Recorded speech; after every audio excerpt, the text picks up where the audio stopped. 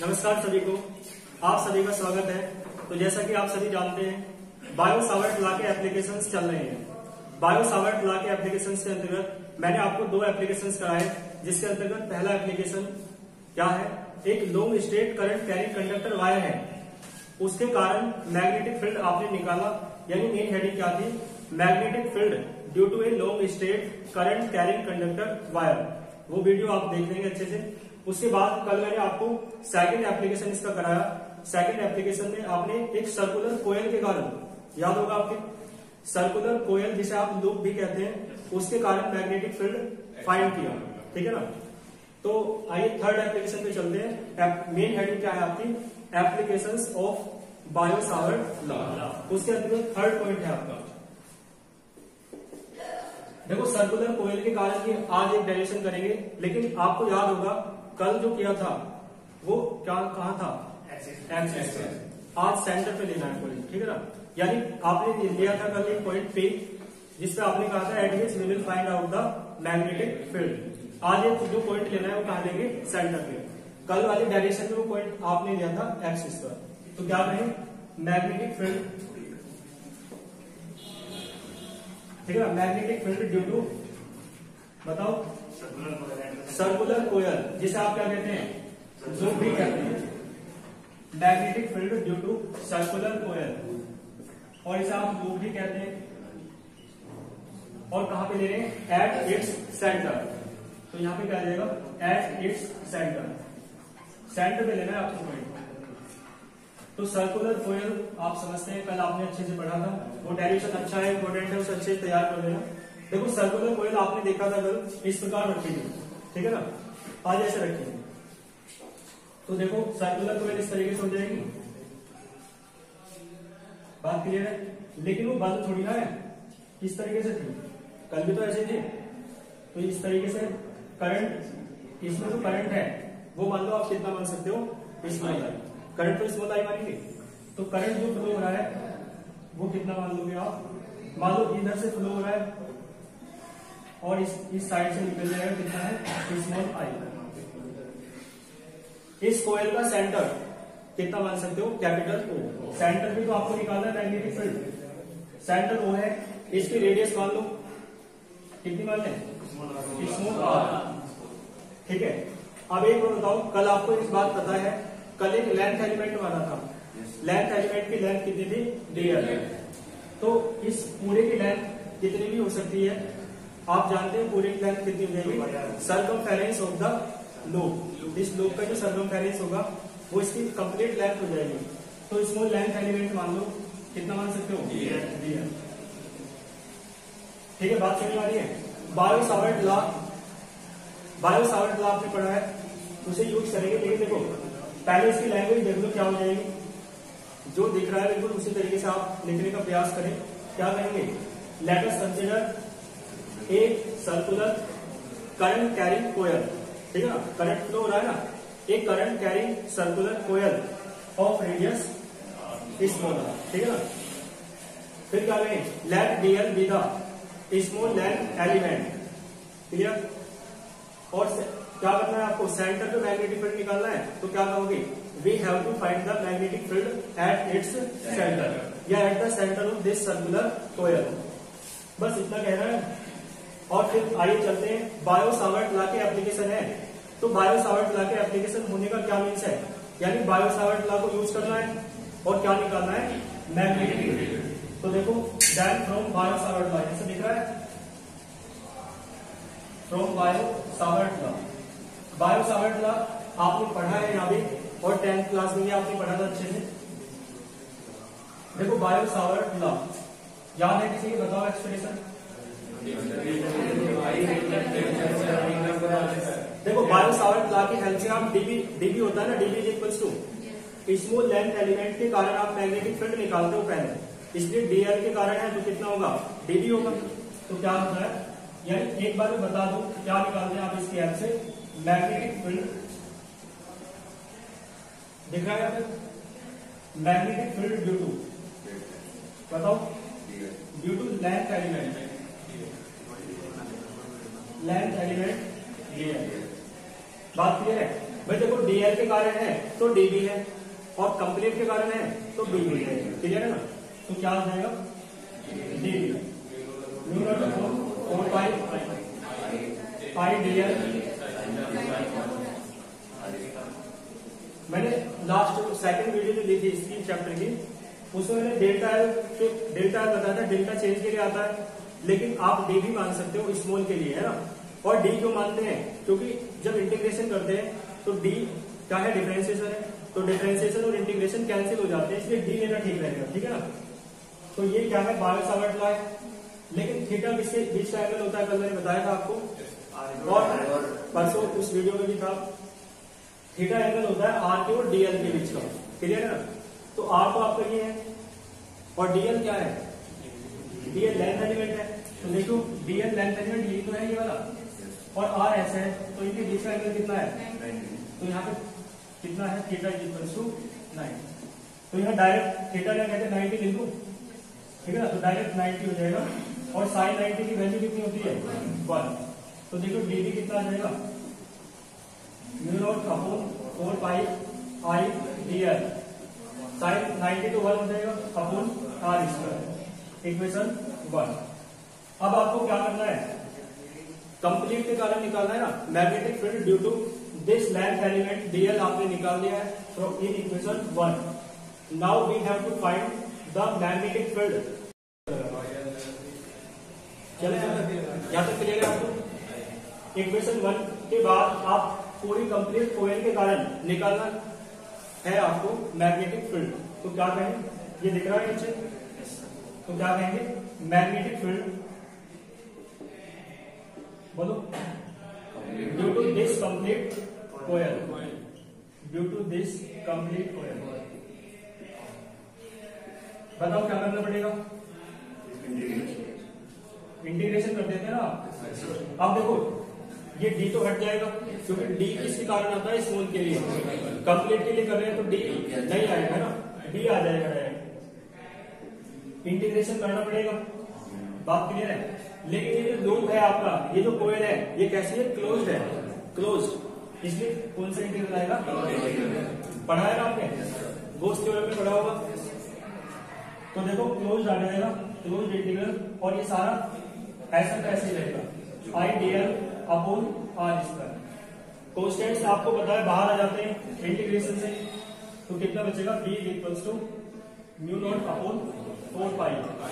Constant देखो क्या क्या है, आई अपॉन आर स्क्वायर, ये बचेगा क्लोज्ड इंटीग्रल डीएल, ठीक है। देखो डीएल, डी क्या है, डिफरेंशिएशन, ये क्या है, इंटीग्रेशन। तो एल बचेगा बस, एल का मतलब कंप्लीट लेंथ है।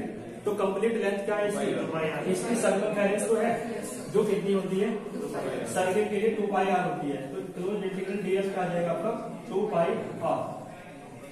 तो देखो B equals to mu naught upon 4 pi I upon are square, और ये कितना बचेगा, ठीक है। देखो पाई से पाई कैसे, 2 2 जा 4, तो कितना बचा आपका, mu naught upon 2 I upon r, एक पावर बचेगी आर की, ठीक है ना। तो ये आपका एक्सप्रेशन है। आप नीचे एक लाइन लिख देना, it is the expression of magnetic field due to circular coil at its centre, ठीक है ना। कोई प्रॉब्लम हो तो बताओ। इसके बाद फिर चलते हैं दूसरे डेरिवेशन पे। तो ये थर्ड इसका क्या था, एप्लीकेशन, ठीक है ना। तो तीनों इसके एप्लीकेशन कंप्लीट हुए। इसके बाद नेक्स्ट टॉपिक स्टार्ट करते हैं। कल मैंने आपको बताया था एम्पियर सर्किटल लॉ, रफ कर दो, आराम से नोट कर लेना वीडियो को पोस्ट करके, बाकी नोट्स की हेल्प से आप लिख लेना। आगे देखो एम्पियर सर्किटल लॉ पढ़ेंगे, हेडिंग क्या है आपकी, एम्पियर सर्किटल लॉ। देखो एम्पियर एक साइंटिस्ट थे, उन्होंने एक लॉ दिया सर्किट से रिलेटेड, जिसे आप क्या कहते हैं, एम्पियर सर्किटल लॉ। कल मैंने इसके बारे में जिक्र किया था, एम्पियर सर्किटल। सर्किट वर्ड से तो आप परिचित है ना, तो सर्किट से ही बना सर्किटल, ठीक है ना। सर्किटल का क्या मीन्स है, रिलेटेड टू द सर्किट, यानी एम्पियर एक लॉ है जो गिवन बाय द एम्पियर है, is related to the circuit. तो इस लॉ में क्या कहेंगे आप, एम्पियर सर्किटल लॉ। मैंने बताया था आपको ये लॉ बिल्कुल सिमिलर है गोस थ्योरम की तरह। सिमिलर है, सेम नहीं है, सिमिलर समझते हैं ना आप। उसके जैसे देखो पहले बताओ गोस लॉ क्या होता है, 5E क्या होता है, इस तरीके से होता था vector E dot vector DA, और यहाँ क्या होता था, ये तो होता है गोस थ्योरम। गोस थ्योरम आपने पढ़ी है, इसे किस तरीके से एक्सप्लेन करते हैं, किस तरीके डिफाइन करते हैं बताओ। देखो क्या करेंगे, ये क्या है इलेक्ट्रिक फ्लक्स, इलेक्ट्रिक फ्लक्स है तो आप इसे इस प्रकार कहते हैं the electric flux passing through any closed surface, the electric flux passing through any closed surface. बताओ इज इक्वल्स टू, बताओ आप बिल्कुल सही कह रहे हो, is equals to the charge, पहले ये कहेंगे is equals to 1 upon epsilon naught times the charge enclosed by the surface, ठीक है ना। कोई क्लोज सरफेस होता है तो उससे निकलने वाला जो इलेक्ट्रिक फ्लक्स होता है वो किसके 1 अपॉन एप्सिलॉन नॉट का कितने गुना होता है, उतने गुना होता है जितना उस पर चार्ज होता है सरफेस से, यानी जो चार्ज उस सरफेस के द्वारा घिरा हुआ है, समझ पा रहे हो।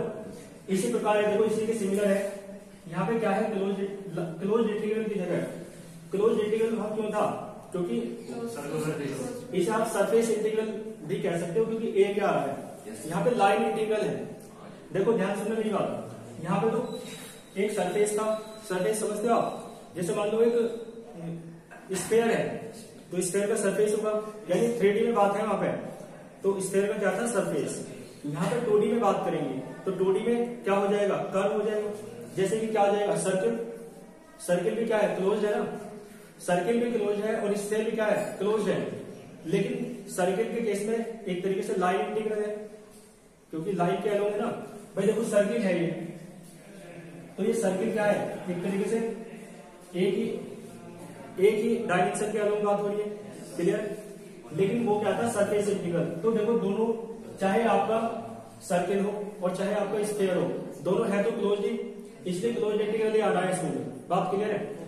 लेकिन यहाँ पे इलेक्ट्रिक फील्ड के प्लेस में क्या आएगा, मैग्नेटिक फील्ड, मैग्नेटिक फील्ड वाला चैप्टर है डॉट, और यहाँ पे लाइन इंटीग्रल आएगा, क्योंकि देखो वहां पे सरफेस एरिया था है ना, यहाँ पे क्या है सिर्फ ये अंदर से अंदर नहीं है कुछ भी, सिर्फ ये वाला क्लोज है, तो ये डिस्टेंस तो एक तरीके से, तो डिस्टेंस मतलब एक तरीके से लाइन लेफ्ट कह लो, तो B इंटू DL क्या होता है, वहां पे एप्सिलॉन नोट होता है, यहाँ पे म्यू नोट आपने पढ़ा है, तो म्यू नोट टाइम्स होता है किसके चार्ज के, यानी एक आपस क्या है कर्व है, सुनना मेरी बात को ध्यान से, एक कर्व है, इस कर्व में मान लो कितना करंट फ्लो हो रहा है I, तो I करंट जो है इस कर्व में फ्लो होने वाला करंट है या इस कर्व के द्वारा घिरा हुआ एनक्लोज्ड करंट है, तो उसका कितने टाइम्स होता है म्यू नोट टाइम्स।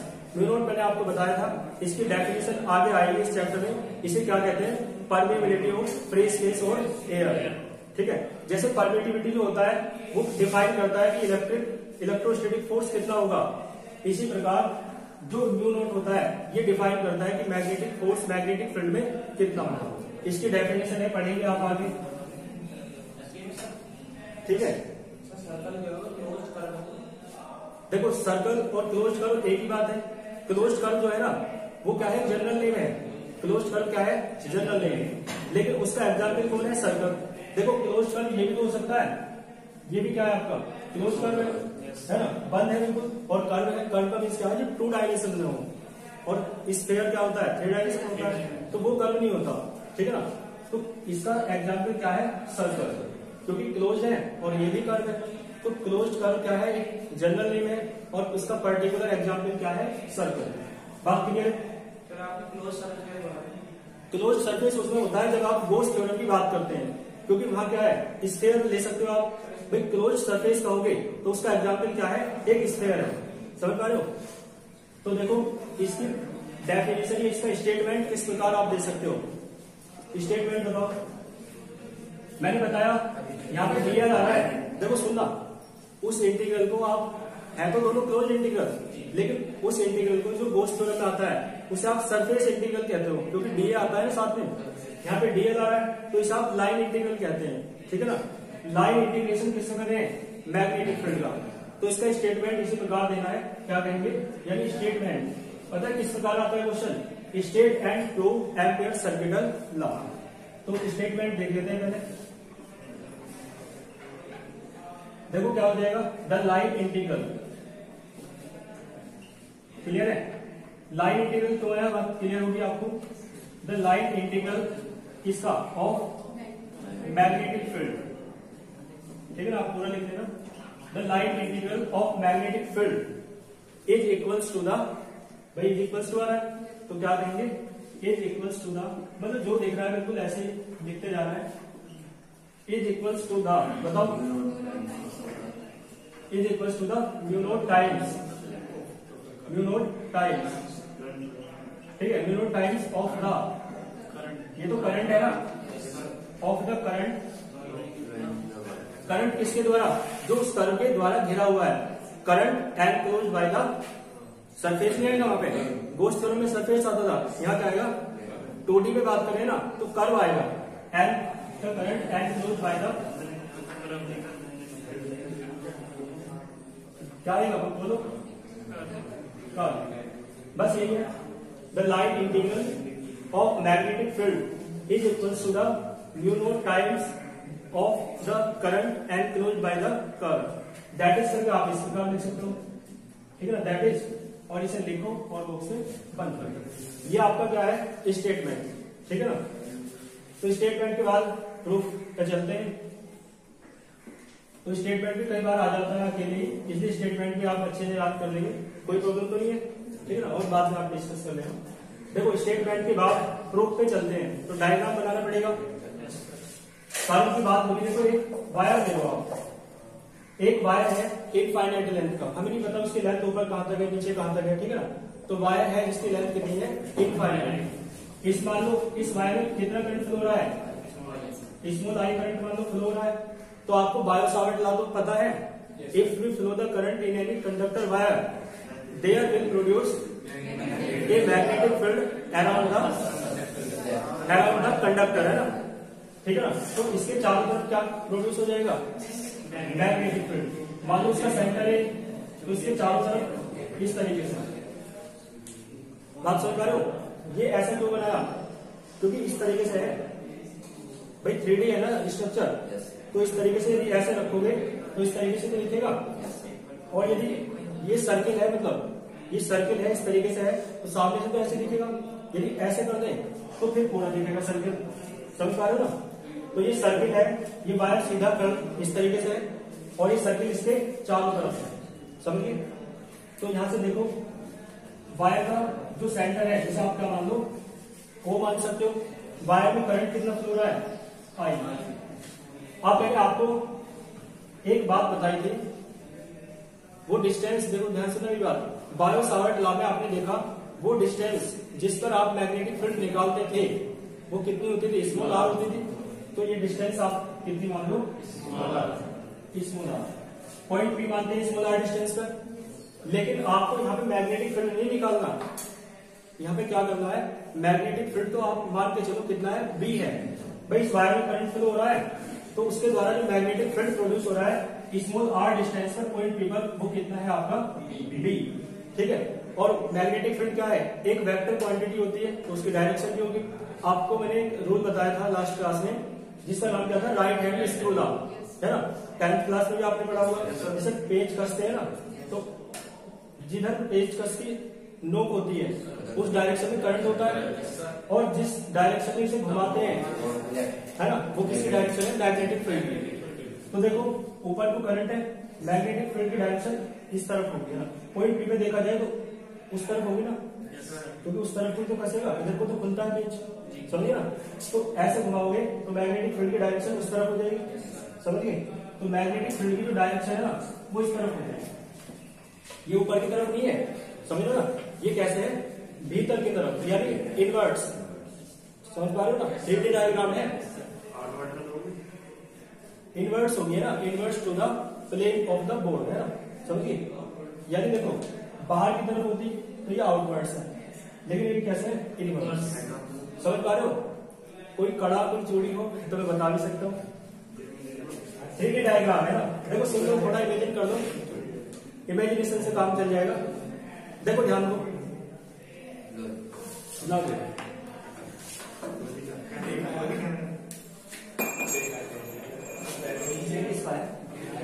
भैया लड़ाई के लिए आए हो क्या? देखो सुनो में ध्यान दो, इस तरीके से है ना, ये कंडक्टर है इस तरीके से, इसके चारों तरफ क्या है, ये आर डिस्टेंस पर चारों तरफ क्या है, ये मैग्नेटिक फील्ड का रीजन है, यानी इस रीजन के चारों तरफ क्या है, मैग्नेटिक फील्ड।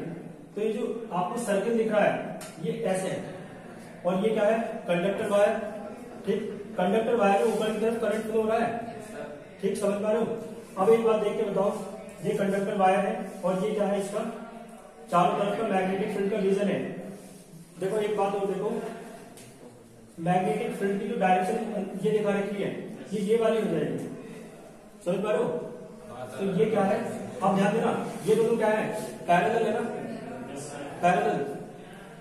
बताओ कोई प्रॉब्लम हो तो? देखो ध्यान देना, ये वायर है, अब वायर में करंट फ्लो होगा, सुनो मेरी बात को ध्यान से सुनो, वायर में करंट फ्लो होगा तो इसके चारों तरफ एक मैग्नेटिक फील्ड डेवलप हो जाएगा, समझिए?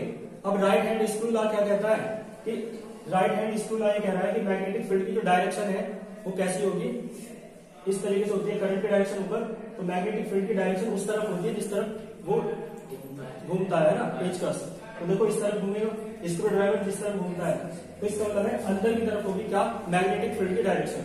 तो देख सकते हो आप, मैग्नेटिक फील्ड की डायरेक्शन इस तरफ हो जाएगी, समझिए? तो ये जो है ना, ये जो एरो दिख रहा है आपको, ये भीतर की तरफ है, इनवर्ट्स है। डायग्राम क्लियर है? आउटवर्ड कब होगी? देखो दूसरी बात, यदि आप करंट, सुनो भाई, यदि आप करंट की डायरेक्शन चेंज कर देते हो, करंट नीचे की तरफ बढ़े, भाई ऊपर से नीचे की तरफ यदि करंट रहे तो आप समझ सकते हो, फिर देखो करंट की डायरेक्शन ऐसा है तो इस तरफ घूमेगा, तो फिर आउटवर्ड हो जाएगी according to right hand screw law, समझ पा रहे हो? तो यानी करंट की डायरेक्शन बदलती जाए तो मैग्नेटिक फील्ड की डायरेक्शन क्या हो जाएगी, अब बाहर की तरफ हो जाएगी, समझिए? उसकी कोई जरूरत नहीं है, एक केस लेना है बस। तो देखो ध्यान देना मेरी बात को, भाई लेंथ एलिमेंट मानते हैं ना, इसका जो कंप्लीट लेंथ है इस सर्किल की, ये इमेजिनरी सर्किल है, इस इमेजिनरी सर्किल की जो लेंथ है कंप्लीट वो कितनी हो जाएगी, 2 पाई आर। तो स्मॉल लेंथ को मानते हैं ना, स्मॉल लेंथ एलिमेंट कितना मान लो, dl। अब देखो बायो सावर्ट लॉ में जो dl और r के बीच का एंगल होता है ना, लेकिन यहाँ पे एंगल किसके बीच का लेंगे, वेक्टर b के और वेक्टर dl के। तो देखो वेक्टर dl जो है आपका ये है ना, ये यानी इस तरफ, तो इस तरफ भी तो है, और वेक्टर v भी इस तरफ है, तो एंगल कितना हो जाएगा, 0 हो जाएगा, क्योंकि दोनों कैसे हैं, पैरेलल है, दोनों सेम डायरेक्शन में है, पैरेलल है, तो एंगल कितना हो जाएगा, 0। क्योंकि देखो ये वाला पॉइंट, ये जो दिख रहा है dl, ये इस तरीके से अंदर की तरफ, और ये भी इस तरफ है, तो दोनों सेम है ना, तो डायरेक्शन कैसी हो जाएगी, 0, यानी एंगल कितना हो जाएगा, 0।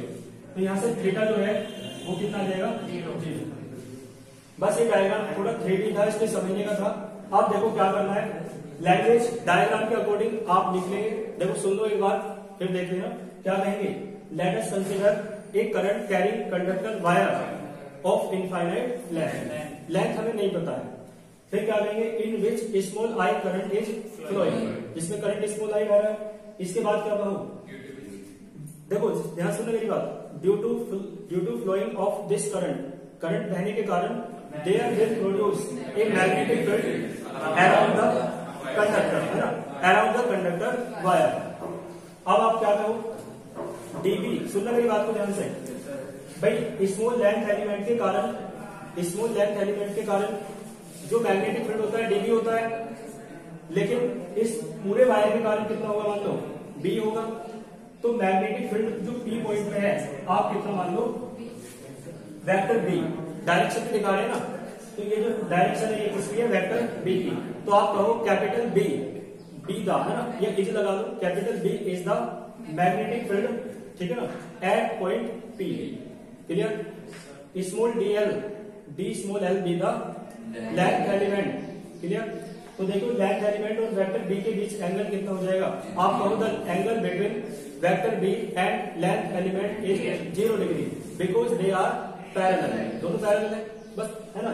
थोड़ी सी बातें करके फिर हमें ये प्रूफ करना है, तो बी है ना इसमें, बी है, तो इसका मतलब है बी वाले एक्सप्रेशन की हेल्प लेनी पड़ेगी।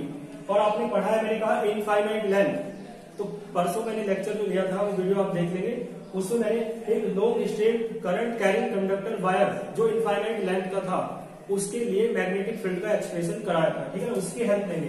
तो क्या कहें, मैग्नेटिक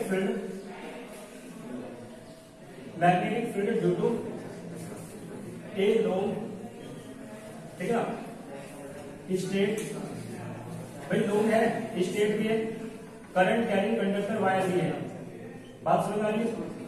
करंट कैरिंग का फीस क्या है, इसमें करंट फ्लो हो रहा है, करंट कैरिंग कंडक्टर वायर, ये कंडक्टर ही कह दो बस। तो मैग्नेटिक फील्ड इसके कारण क्या होता है, याद है, किसी वीडियो देखी हो तो क्या होता है,